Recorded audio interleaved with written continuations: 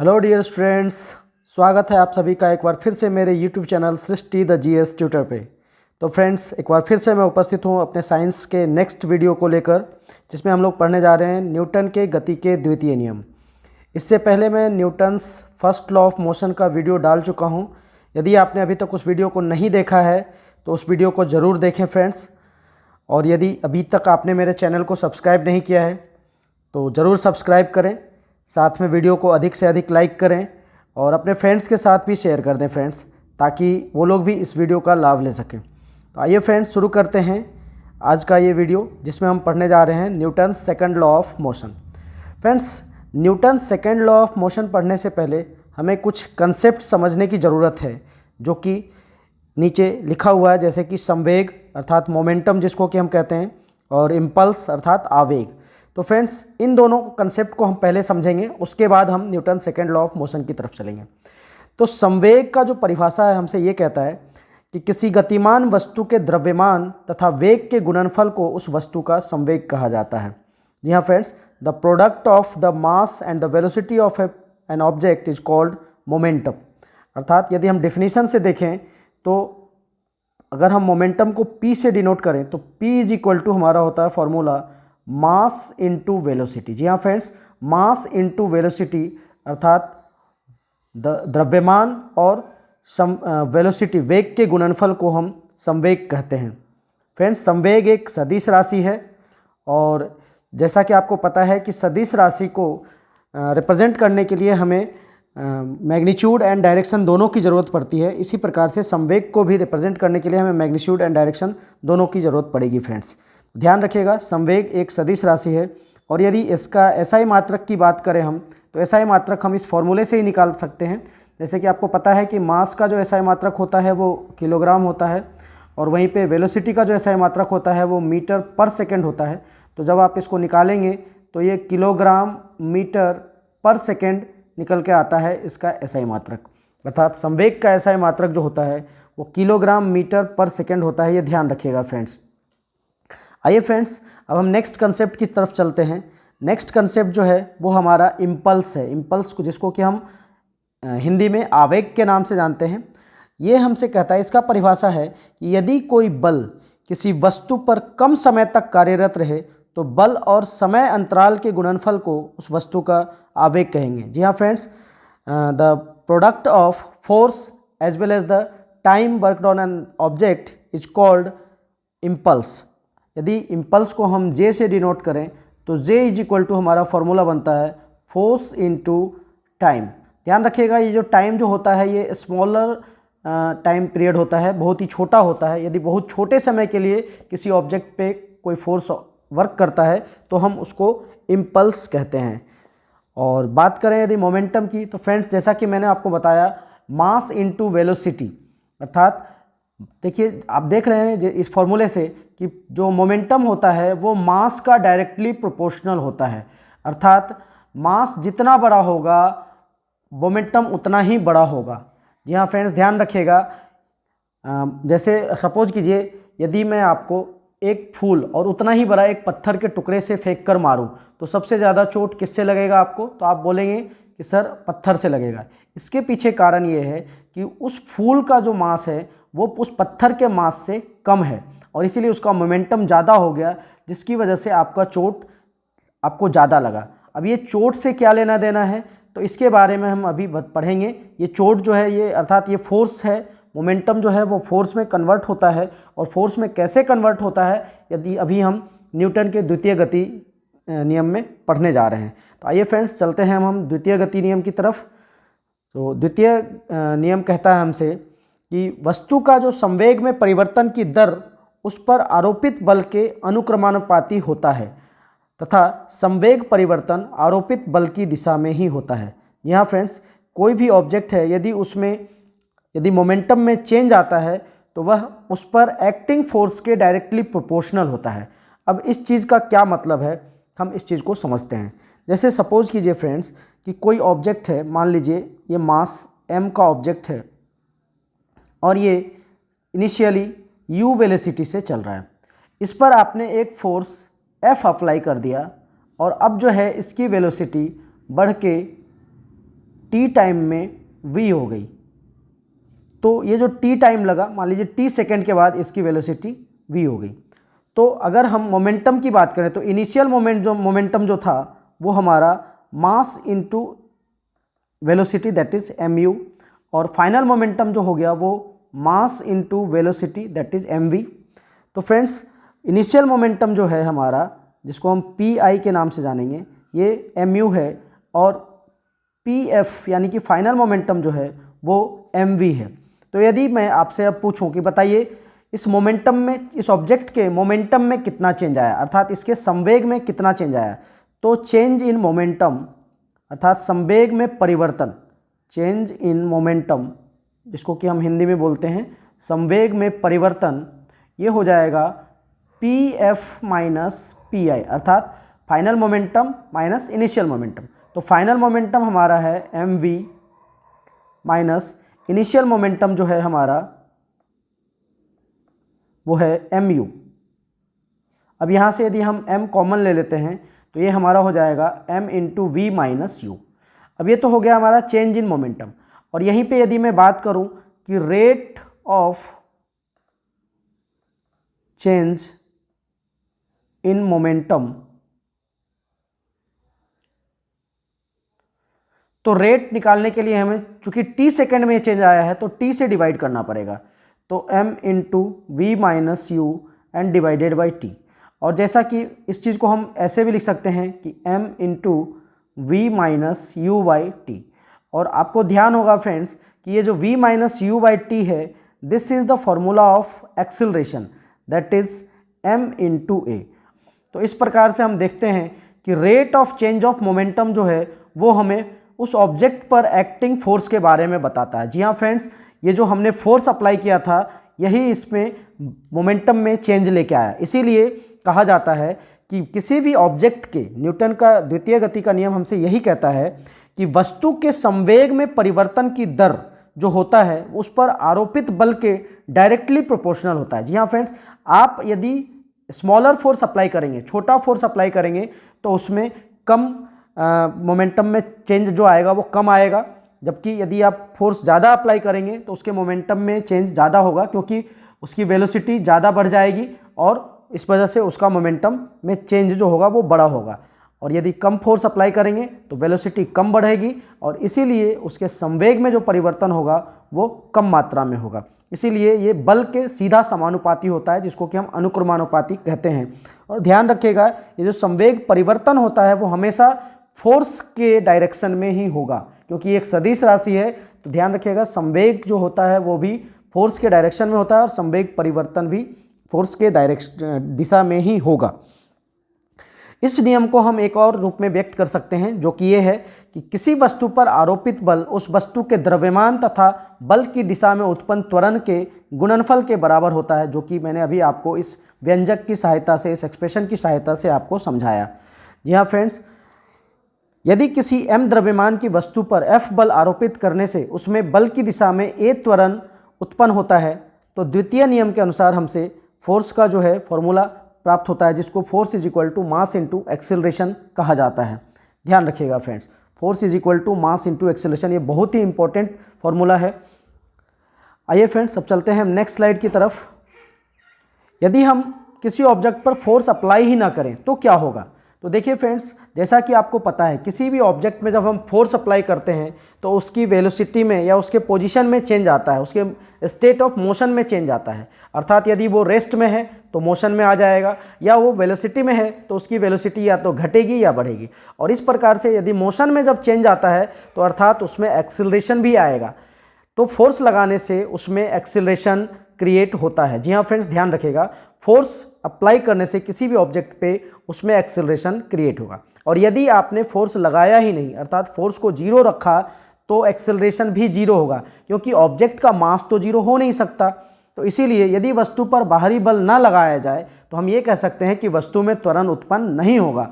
और यदि त्वरण का मान शून्य है तो इसका मतलब ये है कि या तो वस्तु नियत वेग से, अर्थात जिस वेलोसिटी से वो पहले चल रही थी अभी भी उसी वेलोसिटी से मोशन में है, या फिर यदि उसमें एक्सेलरेशन नहीं है, यदि उसमें वेलोसिटी नहीं है तो वो रेस्ट में है। हम दोनों कंडीशन लगा सकते हैं। अर्थात ध्यान रखिएगा कि एक्सेलरेशन 0 होने का मतलब यहाँ दो चीज़ों से है।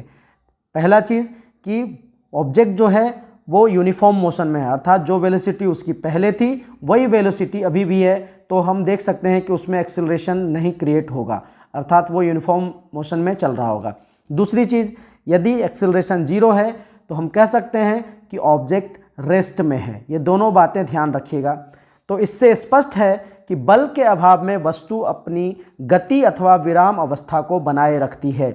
हम इस चीज़ को सीधा सीधा कह सकते हैं कि यदि फोर्स अप्लाई नहीं करेंगे तो ऑब्जेक्ट में ये गुण होता है कि वह अपनी ओल्ड पोजीशन को, ओल्ड स्टेट को बनाए रखे, अर्थात यदि वो मोशन में है तो वो मोशन में बनाए रहना चाहेगी, और यदि वो रेस्ट में है तो रेस्ट में ही रहना चाहेगी। और आपको ध्यान होगा ये जो नियम है, this is the first law of Newton's first law of motion.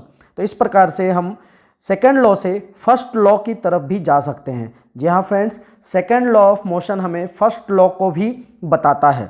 इस प्रकार से हमें गति के द्वितीय नियम से, न्यूटन के गति के द्वितीय नियम से बल का व्यंजक प्राप्त होता है, ध्यान रखिएगा, जो कि है F = ma।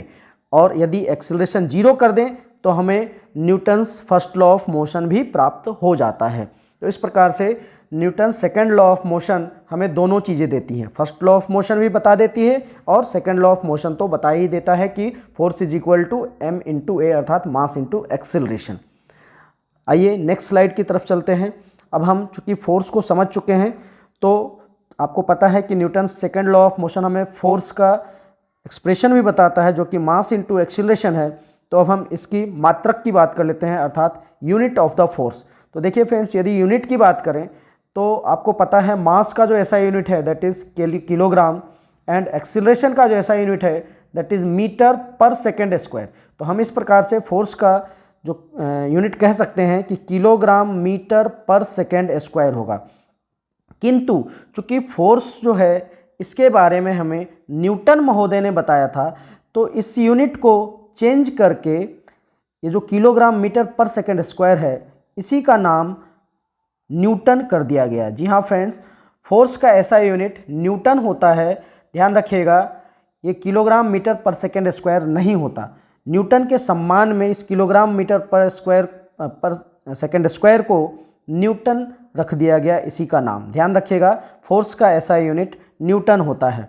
और यहाँ से यदि हम देखें, एक न्यूटन का अगर मैं परिभाषा आपसे बताऊं तो 1 न्यूटन विल बी, अर्थात 1 newton force will be equal to the acceleration created 1 metre per second squared in 1 kilogram object. अर्थात 1 न्यूटन वह बल है जो 1 किलोग्राम द्रव्यमान की किसी वस्तु में 1 मीटर/सेकंड² का त्वरण उत्पन्न कर दे। अर्थात मास, यहाँ 1 न्यूटन अगर फोर्स लगाना है आपको तो मास 1 kg लेना पड़ेगा और एक्सेलरेशन भी 1 मीटर/सेकंड² करना पड़ेगा। इसीलिए 1 न्यूटन को जो डिफाइन किया जाता है वो कुछ इस प्रकार से किया जाता है कि 1 न्यूटन फोर्स जो है वह फोर्स होता है जो 1 किलोग्राम वस्तु के, किसी 1 किलोग्राम वस्तु में 1 मीटर/सेकंड² का त्वरण उत्पन्न कर दे, अर्थात एक्सेलरेशन में उसको ला दे। ध्यान रखिएगा, उस एक्सेलरेशन का वैल्यू भी 1 मीटर/सेकंड² ही होना चाहिए, तभी हमें 1 न्यूटन फोर्स प्राप्त होगा। फ्रेंड्स, बल का एक और मात्रक है जिसको हम किलोग्राम भार, अर्थात किलोग्राम वेट के नाम से जानते हैं। किलोग्राम वेट, ये जो है इसको हम ग्रेविटेशनल यूनिट भी कहते हैं, अर्थात गुरुत्वीय मात्रक। ध्यान रखिएगा, इसका परिभाषा हमें ये कहता है कि 1 किलोग्राम भार उस बल के बराबर है जो 1 किलोग्राम की वस्तु पर पृथ्वी के गुरुत्व के कारण लगता है। अर्थात यदि मैं 1 kg वेट की बात करूं तो 1 kg वेट जो है वह बल है जो किसी 1 किलोग्राम के ऑब्जेक्ट, अर्थात यदि उस ऑब्जेक्ट की मास 1 किलोग्राम है तो उस पर गुरुत्वीय त्वरण के कारण जो फोर्स लगता है वही फोर्स 1 kg वेट के बराबर होता है। आइए हम नेक्स्ट स्लाइड की तरफ चलते हैं। अब हम देखेंगे कुछ द्वितीय नियम के कुछ उदाहरण, जिसको हम संवेग या आवेग के उदाहरण भी कह सकते हैं, अर्थात examples of momentum and impulse. तो समान वेग से आती हुई क्रिकेट गेंद एवं टेनिस गेंद में टेनिस गेंद को कैच करना आसान होता है। आपने क्रिकेट खेला होगा टेनिस गेंद से और लेदर बॉल से भी। तो आप देखेंगे कि टेनिस बॉल को कैच करना ज़्यादा आसान होता है। इसके पीछे कारण मोमेंटम है, अर्थात संवेग है, क्योंकि टेनिस बॉल की जो मास होती है वो लेसर होती है, अर्थात कम होती है क्रिकेट बॉल से। तो अगर हम दोनों का मोमेंटम सेम वेलोसिटी पे अगर निकालें तो इसका जो टेनिस बॉल का जो मोमेंटम होगा वो भी कम होगा, क्योंकि इसका जो है मास कम है।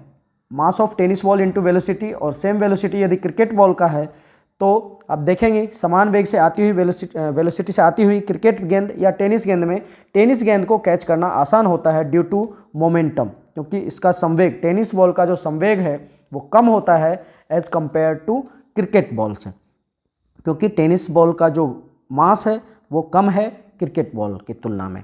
इस वजह से हमें टेनिस बॉल को कैच करना ज़्यादा आसान होता है यदि वो समान वेग से आते हों तो। इसी का दूसरा एग्जाम्पल देखते हैं हम कि क्रिकेट खिलाड़ी तेज़ी से आती हुई गेंद को कैच करते समय अपने हाथों को गेंद के वेग की दिशा में गतिमान कर लेता है ताकि चोट कम लगे। आपने देखा होगा कि कोई भी क्रिकेट प्लेयर जब कैच लेता है तो वो अपने हाथ को पीछे की ओर ले जाता है ताकि उसके हाथ पे जो फोर्स काम करे वो लंबे समय तक काम करे, क्योंकि आपको पता है कि संवेग परिवर्तन की दर का जो फॉर्मूला होता है वो होता है mv-u/t।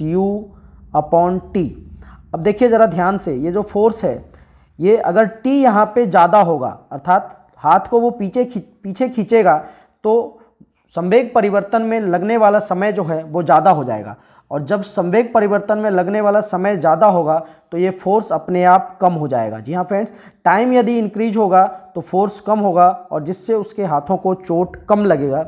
अर्थात इसीलिए हम कहते हैं कि क्रिकेट में जब भी आपको कैच लेना हो तो तेज़ी से आती हुई बॉल को कैच करने के लिए आपको अपने हाथों को पीछे की तरफ या नीचे की तरफ ले लेना चाहिए ताकि आपके हाथों पे उसका इम्पैक्ट कम पड़े। इसी प्रकार से यदि गद्दा या मिट्टी के फर्श पर गिरने पर हमें कम चोट लगता है, जबकि सीमेंट के बने फर्श पर गिरने से हमें ज़्यादा चोट लगता है।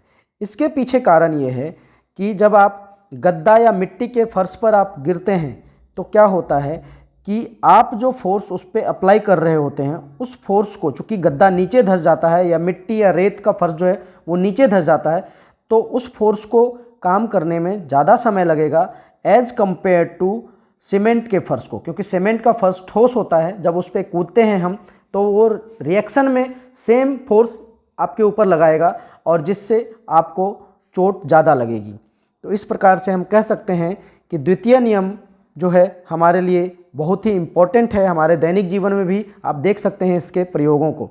इसी प्रकार से गाड़ियों में भी स्प्रिंग तथा शॉक एब्जॉर्बर लगाए जाते हैं ताकि झटका हमें कम लगे, क्योंकि फोर्स का जो टाइम है वो बढ़ जाता है, वर्किंग ऑफ फोर्स, और इस वजह से हमारे ऊपर उस चीज़ का इम्पैक्ट कम पड़ता है। चलिए फ्रेंड्स, अब हम चलते हैं न्यूटन के गति के तृतीय नियम की तरफ। आई होप कि आपको न्यूटन के गति का द्वितीय नियम अच्छे से समझ में आ गया होगा। अब देखते हैं तृतीय नियम को। ये जो तीसरा नियम है ये हमसे ये कहता है, इसका परिभाषा कुछ यूँ है कि प्रत्येक क्रिया के बराबर परंतु विपरीत दिशा में प्रतिक्रिया होती है। Every action has a equal and opposite reaction. अर्थात दो वस्तुओं की पारस्परिक क्रिया में एक वस्तु जितना बल दूसरी पर लगाती है, दूसरी वस्तु भी विपरीत दिशा में उतना ही बल पहली वस्तु पर लगाती है। जी हाँ फ्रेंड्स, ध्यान रखिएगा। जैसे सपोज कीजिए आपने यदि F न्यूटन से किसी दीवार पे अपना हाथ मारा तो वो दीवार भी आपके ऊपर उतने ही न्यूटन से, अर्थात F न्यूटन का फोर्स ही अप्लाई करेगी, लेकिन डायरेक्शन चेंज हो जाएगा, अर्थात ये -F न्यूटन हो जाएगा। तो ध्यान रखिएगा, न्यूटन का तीसरा नियम हमसे यही कहता है कि प्रत्येक क्रिया के बराबर और विपरीत प्रतिक्रिया होती है। इनमें से एक बल को हम क्रिया और दूसरे बल को प्रतिक्रिया कहते हैं। चूँकि इस नियम के अनुसार दो बल का होना जरूरी है, तो एक बल जो आप अप्लाई कर रहे हैं दैट इज़ क्रिया, और जो आपके ऊपर उसके रिएक्शन में लग रहा है दैट इज़ प्रतिक्रिया। तो एक एक्शन फोर्स अर्थात एक्टिव फोर्स और एक रिएक्शन फोर्स। इस नियम को इसी वजह से एक्शन रिएक्शन फोर्स लॉ भी कहा जाता है, एक्शन रिएक्शन लॉ। ध्यान रखिएगा, न्यूटन के गति के तृतीय नियम को हम एक्शन रिएक्शन लॉ भी कहते हैं। तो आई होप कि आपको ये तीसरा नियम भी समझ में आ गया होगा। तीसरा नियम बहुत ही सिंपल है, बस इतना ध्यान रखिएगा कि प्रत्येक क्रिया के बराबर और विपरीत प्रतिक्रिया होती है। अब इसके उदाहरणों को हम समझते हैं, देखते हैं। तो जैसा कि आपने यदि कभी शूटिंग किया होगा अर्थात निशानेबाजी, तो जब बंदूक से गोली छोड़ते हैं तो आपने देखा होगा कि बंदूक भी हमें हमारे कंधे पे पीछे की ओर एक झटका लगाता है। इसके पीछे कारण यही है कि जब बंदूक से बुलेट बाहर निकलती है अर्थात गोली बाहर निकलती है तो वो बंदूक पे भी उतने ही फोर्स से वो पीछे की तरफ फोर्स लगाता है। जितने फोर्स से ये गोली आगे बढ़ती है उतना ही फोर्स बंदूक पर पीछे की ओर अप्लाई होती है, और इसी वजह से वो बंदूक जो है हमारे कंधे पे या जहाँ पे हम हाथ में अगर पकड़े होते हैं तो हमारे हाथ पे वो झटका लगाती है। सिमिलरली फ्रेंड्स, यदि आप कहीं पे किसी नदी पे या किसी नदी में या समुद्र में कभी नाव किनारे पे खड़े नाव से कूदिएगा तो आप देखेंगे कि जिस फोर्स से आप आगे की तरफ बढ़ने के लिए नाव पे जितना फोर्स लगाते हैं वो उतना ही फोर्स आपके ऊपर नाव भी लगाएगा, और इसी वजह से जब आप कूदते हैं तो नाव भी अपोजिट डायरेक्शन में कुछ दूरी तक आगे बढ़ जाता है। इसी प्रकार से जब आप किसी ऊंचाई से किसी ज़मीन पर कूदते हैं या कहीं पर कूदते हैं तो आपको चोट लगता है। इसके पीछे रीज़न ये है कि सपोज कीजिए आप छत से ऊपर ज़मीन पे या रोड पे कूद रहे हैं, तो रोड चूँकि सॉलिड होता है तो आप जब कूदते हैं तो इस रोड पे कुछ ना कुछ फोर्स लगाते हैं, और जो फोर्स आप लगा रहे हैं इसी के अपोजिट ये रोड भी आपके ऊपर उतना ही फोर्स लगाएगा, और इस वजह से आपको चोट लग सकता है। इसी का एक शानदार एग्जाम्पल है रॉकेट का आगे बढ़ना। जी हाँ फ्रेंड्स, न्यूटन के गति के तृतीय नियम का बहुत ही अच्छा एग्जाम्पल है रॉकेट का आगे बढ़ना। आपने फ्रेंड्स देखा होगा कि रॉकेट जब बढ़ता है, चलता है आगे, तो वो अपने पीछे एक धुआं छोड़ता चला जाता है, गैसेज जिसको हम गैस बोलते हैं। वो गैस वो आगे की तरफ बढ़ता है और पीछे गैस निकलता है। ये जो गैस है, चूँकि ये गैस पीछे की तरफ फोर्स लगा रहा है तो इतना ही इक्वल फोर्स इसके रॉकेट की तरफ लगता है और रॉकेट इस दिशा में आगे बढ़ने लगता है। इसीलिए रॉकेट जो है ये क्रिया प्रतिक्रिया अर्थात एक्शन रिएक्शन लॉ के आधार पे ही काम करता है। इसका एग्जाम्पल आप ऐसे भी समझ सकते हैं, जैसे आप सपोज कीजिए एक बलून लीजिए, बलून में गैस भर दीजिए, उसको इन्फ्लेट कर दीजिए और उसको दीवार के पास ले जा करके यदि आप उसके मुंह को खोल देते हैं तो आप देखेंगे कि कुछ दूरी तक बलून जो है पीछे की तरफ आ जाता है, क्योंकि उससे निकलने वाली गैस दीवार पे फोर्स लगाती है और उतना ही फोर्स वो दीवार जो है गैस की वजह से बलून पे लगता है और बलून जो है पीछे की तरफ बढ़ जाती है। तो आई होप कि आपको न्यूटन के गति के तृतीय नियम समझ में आए होंगे और इसका इम्प्लीकेशन भी समझ में आया होगा। चलिए फ्रेंड्स, अब हम एक और थ्योरम की तरफ चलते हैं जो कि है संवेग संरक्षण का सिद्धांत। जी हाँ फ्रेंड्स, कंजर्वेशन ऑफ मोमेंटम। ये बहुत ही इंपॉर्टेंट थ्योरी है और ये हमसे कहता है कि न्यूटन के द्वितीय नियम के साथ न्यूटन के तृतीय नियम के संयोजन का एक अत्यंत महत्वपूर्ण परिणाम संवेग संरक्षण का सिद्धांत है। जी हाँ फ्रेंड्स, यदि हम सेकंड लॉ ऑफ मोशन और थर्ड लॉ ऑफ मोशन दोनों को यदि हम कंबाइन करें तो हमें एक बहुत ही अच्छा रिजल्ट मिलता है जिसको हम संवेग संरक्षण का सिद्धांत अर्थात कंजर्वेशन ऑफ मोमेंटम के नाम से जानते हैं। ये हमसे ये कहता है कि एक या एक से अधिक वस्तुओं के निकाय अर्थात सिस्टम पर यदि कोई बाह्य बल कार्य न करे तो उस निकाय का कुल संवेग जो है वो नियत रहता है अर्थात कांस्टेंट रहता है। इसी को हम संवेग संरक्षण का सिद्धांत कहते हैं। अब ये तो इसका परिभाषा हो गया, आइए इसको हम एक्सप्रेशन के रूप में समझते हैं। जैसे सपोज कीजिए कि एक बॉल ए है जिसका मास m1 है और एक दूसरी बॉल b है जिसका मास m2 है, और ये जो a बॉल है ये इस डायरेक्शन में u1 वेलोसिटी से मूव कर रही है और सिमिलरली ये b बॉल भी इसी डायरेक्शन में u2 वेलोसिटी से मूव कर रही है। अब यदि u1 जो है यदि ज़्यादा हो u2 से तो ऑब्वियस सी बात है कुछ समय के बाद ये टकराएगी। तो मान लीजिए कि कुछ समय के बाद ये जो बॉल ए है ये बॉल बी से टकराती है और टकराने के बाद क्या होगा कि इन दोनों की वेलोसिटी में चेंज आएगी। तो मान लीजिए कि अब जो है ये m1 बॉल जो है अब ये v1 डायरेक्शन से v1 वेलोसिटी से उसी डायरेक्शन में मूव करने लग रही है और ये जो m2 जो ये b बॉल है जो ये उसी डायरेक्शन में v2 वेलोसिटी से मूव कर रही है। तो अब हम यदि देखें तो बिफोर कॉलिजन, यदि बॉल ए की बात करें तो before collision and after collision उसका जो मोमेंटम होगा that one will be m1 u1 and m1 v1। ये m1 u1 जो मोमेंटम है ये बिफोर कॉलिजन का है और m1 v1 जो है वो आफ्टर कॉलिजन है। इसी प्रकार से यदि बॉल बी की बात करें तो बॉल बी का जो मोमेंटम होगा बिफोर कॉलिजन वो होगा m1 v1 m2 u2 and after collision जो बॉल बी है उसका मोमेंटम होगा m2 v2। और यदि हम इन दोनों बॉल को टकराने से स्टार्टिंग से लेकर और वेलोसिटी चेंज तक में यदि हम मान लें कि इसमें t सेकेंड लगा तो हम दोनों में जो चेंज इन मोमेंटम देखेंगे जिसको कि हम फोर्स के भी नाम से भी जानते हैं। तो सपोज कीजिए कि बॉल ए पर जो फोर्स लगा that is Fa and that will be m1 into v1 minus u1 divide by t। Similarly ball B पे जो फोर्स लगेगा that will be change in momentum and change in momentum will be m1 into v2 minus u2 divide by t।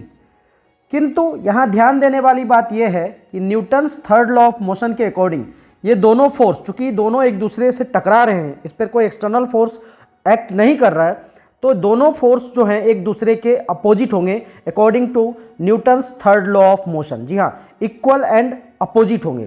तो इसलिए हम इसको according to Newton's third law of motion हम ये लिख सकते हैं कि Fa will be equal to minus Fb। और जब हम इन दोनों के एक्सप्रेशंस को इक्वल कर लें अर्थात चेंज इन मोमेंटम वाले एक्सप्रेशंस को, तो देखिए हमें क्या मिलता है m1 into v1 minus u1 divide by t is equal to minus m2, क्षमा करेंगे यहाँ पे ये m2 होगा, m2 into v2 minus u2 divide by t। और ये t और t दोनों कैंसिल हो जाएंगे। फिर हम जब इसको सॉल्व करेंगे तो कुछ यूँ होगा, ये मल्टीप्लाई करने के बाद m1 v1 minus m1 u1 is equal to minus m2 u2 plus m2 u2। And जब हम इन दोनों का वो डायरेक्शन चेंज कर लेते हैं अर्थात u1 m1 वाले एक्सप्रेशन को एक तरफ ले आते हैं u1 वाले को और u2 वालों को एक तरफ, तो देखिए क्या मिलता है हमें m1 u1 plus m2 u2 is equal to, यहाँ पे ये m2 v2 होगा, तो ये हमारा हो जाएगा m1 v1 plus m2 v2। और ये दोनों एक्सप्रेशन को ज़रा ध्यान से देखिए तो आपको ये बता रहा है कि ये जो m1 u1 है ये momentum of object A before collision और ये momentum of object B before collision है, अर्थात ये टोटल मोमेंटम है पूरे सिस्टम का। तो total momentum of the system before collision अर्थात टक्कर से पहले पूरे निकाय का जो संवेग है that is equal to the total momentum of the system after collision, अर्थात टक्कर के बाद जो है जो संवेग है वो टक्कर के पहले के कुल संवेग के बराबर है। तो यही जो है हमारा संवेग संरक्षण का सिद्धांत कहता है। संवेग संरक्षण का सिद्धांत हमसे यही कहता है कि एक से अधिक वस्तुओं के निकाय पर यदि कोई बाहरी बल नहीं लग रहा हो तो उस निकाय का कुल संवेग नियत रहता है, जो कि हम इस एक्सप्रेशन के द्वारा भी देख सकते हैं। अर्थात एक वस्तु में जितना संवेग परिवर्तन होता है दूसरी में उतना ही संवेग परिवर्तन विपरीत दिशा में हो जाता है। हम इस एक्सप्रेशन से ये भी कह सकते हैं। तो इस चीज़ का हम एक एग्जाम्पल के द्वारा देख सकते हैं कि जब कोई वस्तु पृथ्वी की ओर गिरती है तो उसका वेग बढ़ता जाता है क्योंकि उस पर गुरुत्वाकर्षण त्वरण काम करता है। इसी प्रकार से उसका संवेग भी बढ़ेगा क्योंकि उसकी वेलोसिटी बढ़ती जा रही है और वस्तु भी पृथ्वी को अपनी ओर खींचती है क्योंकि क्रिया के बराबर और विपरीत प्रतिक्रिया होगी तो वस्तु पृथ्वी को अपनी ओर खींचेगी, जिससे पृथ्वी भी ऊपर की ओर संवेग की उसी दर से वो ऊपर की तरफ बढ़ेगी। किंतु चूंकि पृथ्वी का द्रव्यमान वस्तु की अपेक्षा बहुत अधिक होता है, इसीलिए उसमें उत्पन्न वेग को हम नेग्लिजिबल मान सकते हैं। और इस प्रकार से हम देख सकते हैं कि जब पृथ्वी की ओर कोई वस्तु गिरती है तो पृथ्वी के संवेग में भी परिवर्तन आता है, और इस प्रकार से दोनों का अर्थात दोनों जो मिलकर एक सिस्टम बनाते हैं उस दोनों सिस्टम का अर्थात निकाय का संवेग संरक्षित रहता है। तो हम इस प्रकार से कह सकते हैं कि एक या एक से अधिक वस्तुओं के निकाय पर यदि कोई बाह्य बल कार्य ना करे तो उस निकाय का कुल संवेग नियत रहता है अर्थात संरक्षित रहता है, और इसी को हम संवेग संरक्षण का नियम कहते हैं। इसका एक बहुत ही अच्छा उदाहरण है कि रॉकेट जो है वो भी जब ऊपर जाता है, जैसा कि मैंने आपको पिछले स्लाइड में बताया था कि ऊपर जब जाता है तो उसमें भी संवेग संरक्षण का सिद्धांत ही काम करता है, क्योंकि रॉकेट से जो गैसेस बाहर निकलती हैं वो अत्यधिक वेग से पीछे की ओर जाती हैं, और Newton's third law of motion की वजह से उतना ही इक्वल फोर्स जो है वो गैस की वजह से रॉकेट के ऊपर लगता है, जिससे उसमें वेलोसिटी उसको प्राप्त होती है रॉकेट को। और इस प्रकार से जब आप इसको कैलकुलेट करेंगे तो आप देखेंगे कि जो दोनों का वो पूरे सिस्टम का जो मोमेंटम है दैट इज कंजर्व्ड अर्थात वो संरक्षित रहता है। तो इस प्रकार से आई होप कि आपको ये संवेग संरक्षण का सिद्धांत समझ में आया होगा। आइए फ्रेंड्स, अब हम आगे बढ़ते हैं और नेक्स्ट स्लाइड में हम देखते हैं रॉकेट प्रणोदन, जिसको कि हम रॉकेट प्रोपल्सन के नाम से जानते हैं। यहाँ गलती से प्रणादेन टाइप हो गया है, इसके लिए क्षमा चाहूँगा, इसको प्रणोदन पढ़ेंगे अपन। तो देखिए रॉकेट की उड़ान भी एक शानदार उदाहरण है जिसमें न्यूटन का तीसरा नियम या संवेग संरक्षण का नियम अपने आप को अभिव्यक्त करता है। इसमें ईंधन की दहन से पैदा हुई गैसें बाहर निकलती हैं और इसकी प्रतिक्रिया जो है वो रॉकेट को ऊपर की ओर धकेलती है। यह एक ऐसा उदाहरण है जिसमें वस्तु का द्रव्यमान परिवर्तित होता रहता है। कारण यह है कि जो रॉकेट है उसमें से लगातार गैसेस बाहर निकलती रहती हैं और इस वजह से उसका संवेग भी बराबर परिवर्तन होता रहता है। तो आई होप कि आपको ये रॉकेट प्रोपल्सन पूरा अच्छे से समझ में आया होगा और Newton's first law of motion, Newton's second law of motion and Newton's third law of motion भी अच्छी तरीके से समझ में आया होगा। फ्रेंड्स, यदि आपको ये वीडियो पसंद आ रहा है, यदि आपको ये चीज़ें अच्छी से समझ में आई तो वीडियो को ज़रूर लाइक करें और अपने दोस्तों से अधिक शेयर करें। और यदि आप मेरे चैनल पर नए हैं तो मेरे चैनल को ज़रूर सब्सक्राइब कर लें ताकि आगे आने वाले समय में भी आपको इस तरह के अच्छी वीडियोज़ मिलती रहें। देखने के लिए आपका बहुत बहुत धन्यवाद।